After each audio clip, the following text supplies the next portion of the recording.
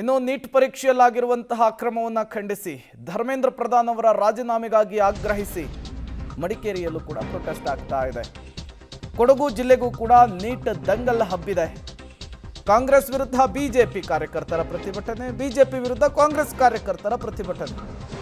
ಕೊಡಗು ಜಿಲ್ಲೆಯಲ್ಲೂ ಕೂಡ ಆಗ್ತಾ ಇರೋದು ಇದೇನೆ. ಈಗ ಈ ಪ್ರತಿಭಟನೆಗಳು ರಾಜಕೀಯ ಸ್ವರೂಪವನ್ನು ಪಡೆದುಕೊಂಡಾಗಿದೆ.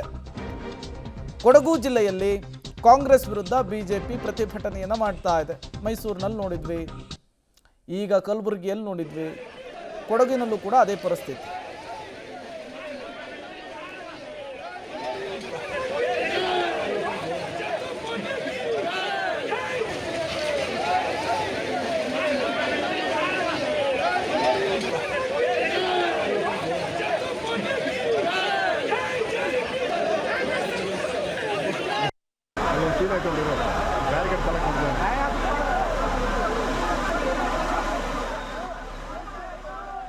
ಜಂತರ್ ಮಂತರ್ನಲ್ಲಿ ವಿದ್ಯಾರ್ಥಿಗಳ ಹಿತಾಸಕ್ತಿಯನ್ನು ಬಿಟ್ಟು ಬೇರೆ ಬೇರೆ ರೀತಿಯ ಭಾಷಣಗಳು ಆಗಿದ್ದು ವೈರಲ್ ಆಗಿತ್ತು. ಇಲ್ಲಿ ನೋಡಿದರೆ ಬಿಜೆಪಿ ಕಾಂಗ್ರೆಸ್ ನಡುವೆ ಕೌಂಟರ್ ಪ್ರೊಟೆಸ್ಟ್ಗಳಾಗ್ತಾ ಇದ್ದಾವೆ. ಹಾಗಾಗಿ ನಿಜವಾಗ್ಲೂ ಹೋರಾಟದ ಸ್ವರೂಪ ಮತ್ತು ಉದ್ದೇಶವೇ ಬದಲಾಗ್ತಾ ಇದೆಯಾ ಅನ್ನುವಂತಹ ಸಹಜ ಪ್ರಶ್ನೆ ಕೂಡ ಮುನ್ನೆಲೆಗೆ ಬರ್ತಾ ಇದೆ.